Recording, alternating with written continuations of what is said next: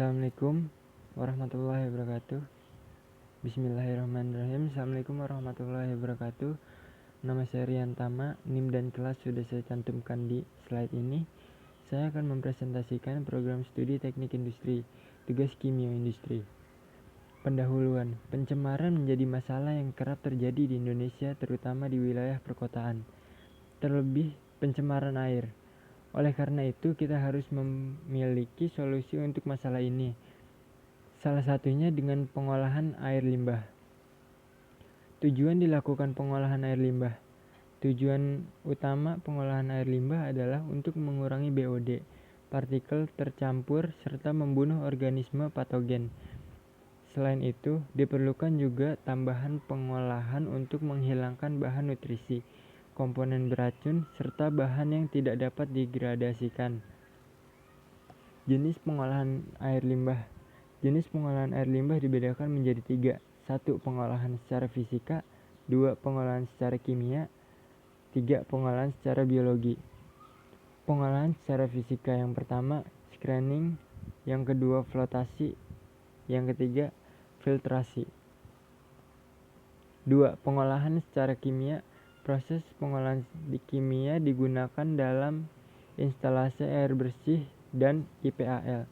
Pengolahan secara kimia pada IPAL biasanya digunakan untuk netralisasi limbah asam maupun basa, memperbaiki proses pemisahan lumpur, memisahkan padatan yang tak terlarut, mengurangi konsentrasi minyak dan lemak, meningkatkan efisiensi instalasi flotasi dan filtrasi, serta mengoksidasi warna dan racun. Kelebihan proses pengolahan kimia antara lain dapat menangani hampir keseluruh polutan anorganik, tidak terpengaruh oleh polutan yang beracun atau toksik. 3. Pengolahan secara biologi. Proses biologis adalah proses-proses pengolahan air limbah yang memanfaatkan aktivitas kehidupan mikroorganisme untuk memindahkan polusi. Proses biokimia juga meliputi aktivitas alami dalam berbagai keadaan. Dalam proses pengolahan air limbah secara biologi diharapkan terjadi proses penguraian secara alami untuk membersihkan air sebelum dibuang.